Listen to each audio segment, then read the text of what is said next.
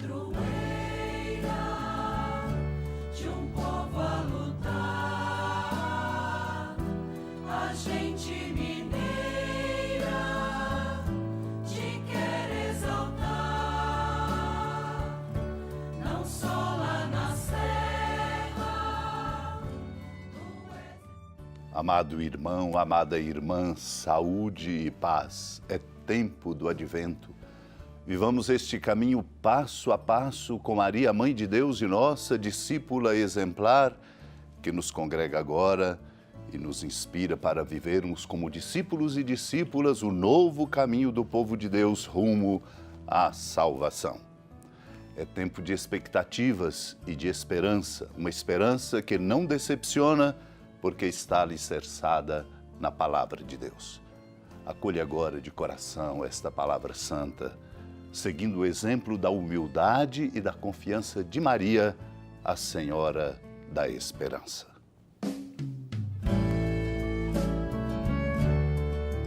Naquele tempo disse Jesus aos seus discípulos: nem todo aquele que me diz Senhor, Senhor, entrará no reino dos céus, mas o que põe em prática a vontade do meu Pai que está nos céus. Portanto, quem ouve estas minhas palavras e as põe em prática, é como um homem prudente que construiu sua casa sobre a rocha.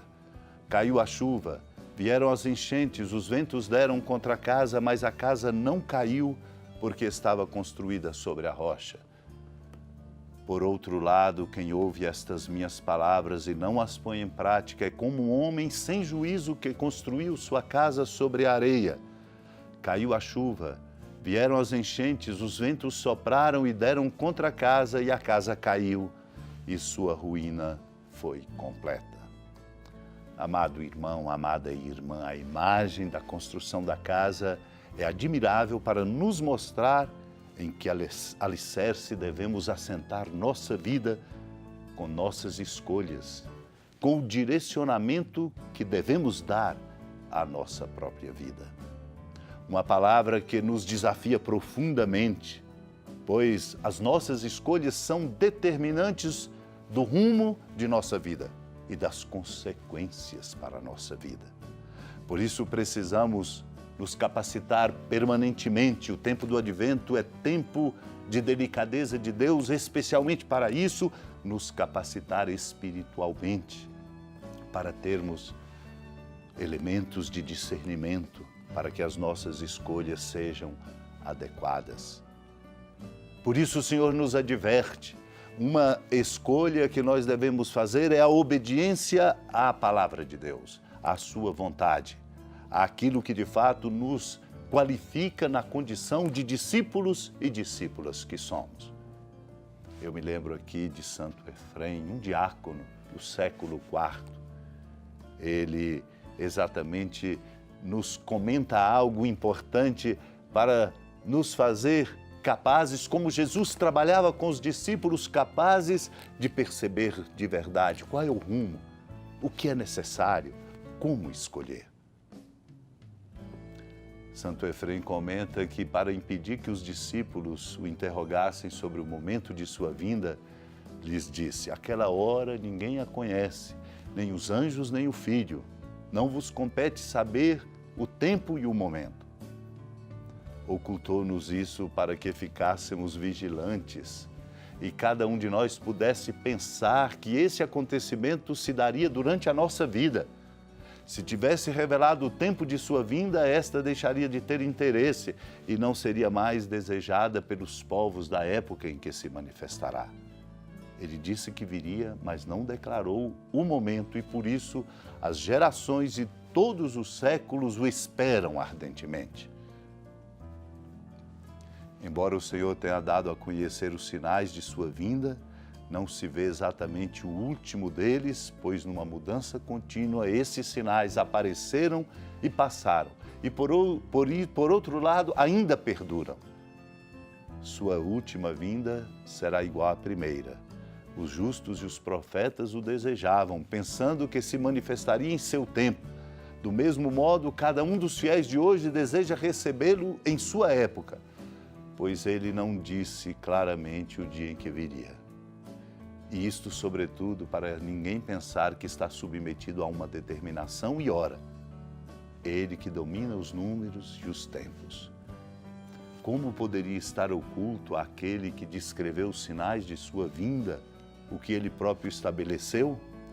O Senhor pôs em relevo esses sinais para que desde o primeiro dia os povos de todos os séculos pensassem que ele viria no próprio tempo deles. Por isso, é um tempo que para nós vale o convite. Permanecei vigilantes, porque quando o corpo dorme, é a natureza que nos domina. E nossa atividade é então dirigida não por nossa vontade, mas pelos impulsos da natureza.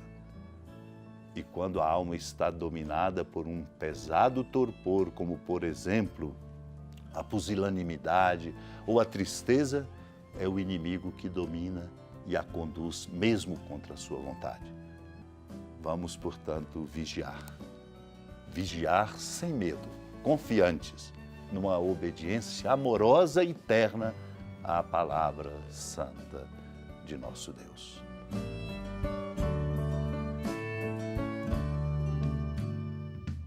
Amado e amada de Deus, iluminados pela palavra de Deus que amorosamente nos conduz neste tempo do advento, luz para nosso caminho e lâmpada para nossos pés, confiantes na intercessão da amada Mãe Maria, renovemos nossas preces e súplicas, recordando-nos dos pobres e dos enfermos, dos sofredores, de nossos familiares e de todos no exercício de suas responsabilidades. Particularmente oremos por aqueles que nos pediram orações, por aqueles pelos quais temos obrigação de orar e por aqueles que sabemos precisam da nossa oração.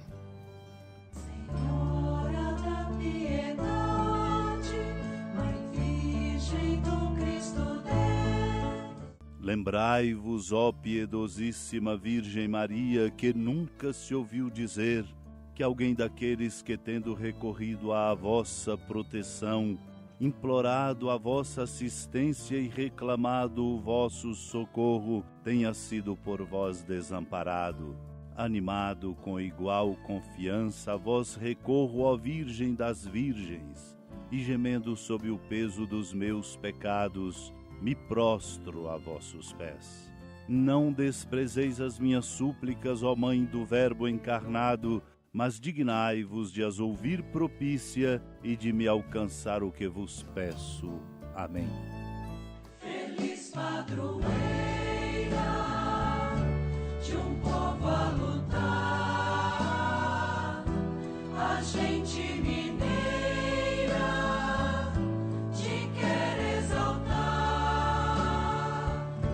não só lá na serra, tu és esplendor de toda esta terra, também és fulgor.